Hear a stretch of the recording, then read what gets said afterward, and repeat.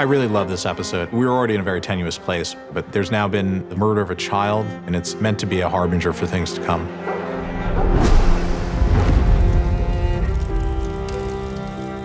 This is starting to become a pure Game of Thrones story now, where everyone's struggling with the legacy that they've been left by their parents.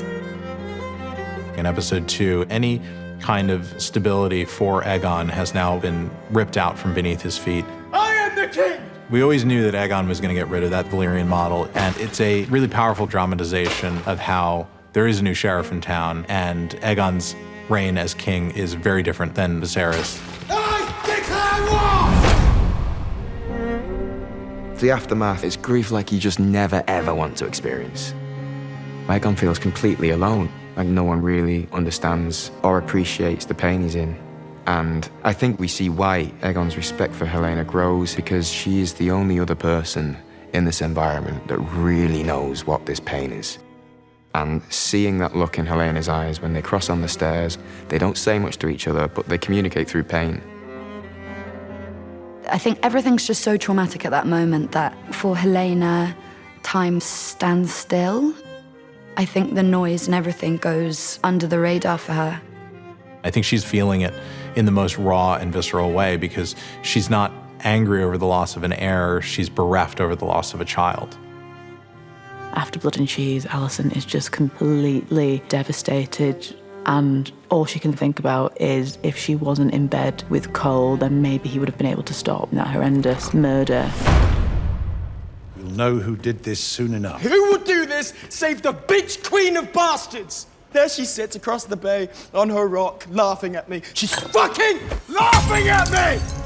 Otto doesn't think Rhaenyra is capable of it. He knows she's good, and he knows that's a weakness, and hopes to use that to his advantage.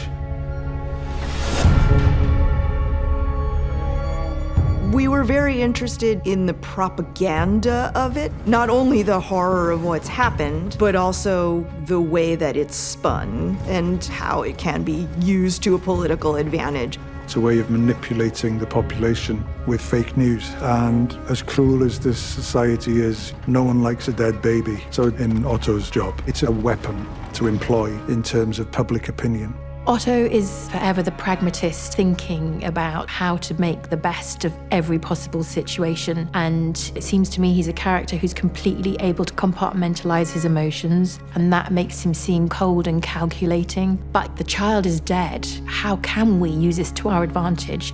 Somebody once wisely said, never let a crisis go to waste. Otto is exploiting the moment to extract maximum political value, but it's a very effective political tool, because these people that are seen by some of King's Landing as the usurper are now suddenly embraced, and that's why it's diminished Rhaenyra's position so badly.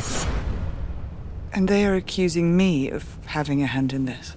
I think the death of the prince is a paralyzing event in the story for Rhaenyra. It marks a reckoning with what her desire can do. Her vengeful feeling caused the death of another child, and causality suddenly starts to feel threatening, like one can set things in motion that one would never anticipate.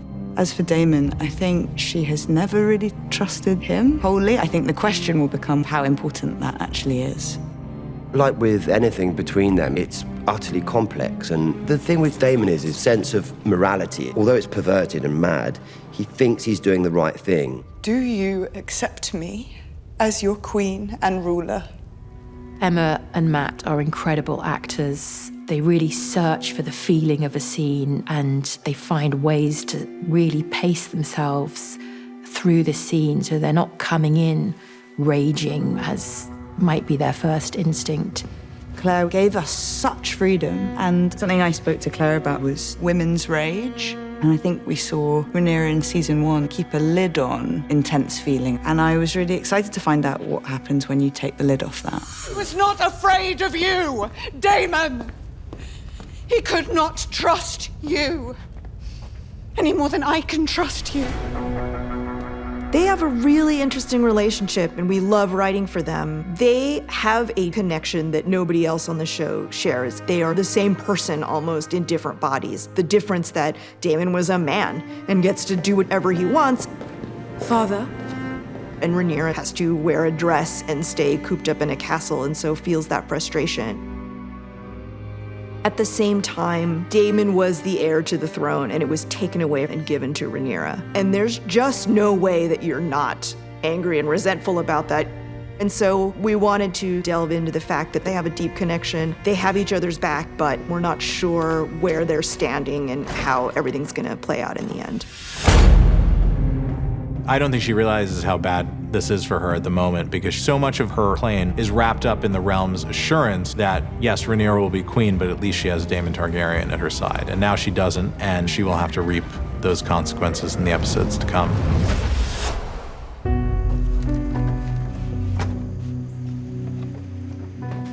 Cole is wrapped up in his own guilt and shame because he was in the Queen's chamber when all this was going down.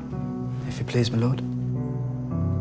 He's been commander for 5 days, and there's been the most catastrophic thing that's happened. So I think he loses it a little bit, and he feels so guilty, but he can't admit the guilt to anyone, and so he needs to externalize it and sends him on this mission that he deep down knows is a fool's errand.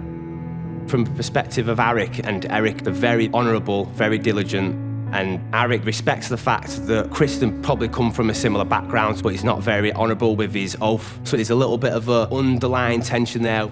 You will go to Dragonstone and strike down Rhaenyra in her own halls. Arryk thinks it's a terrible idea. The only things Arryk and Erryk had was duty and the love for each other, so it's putting those things together and making them choose.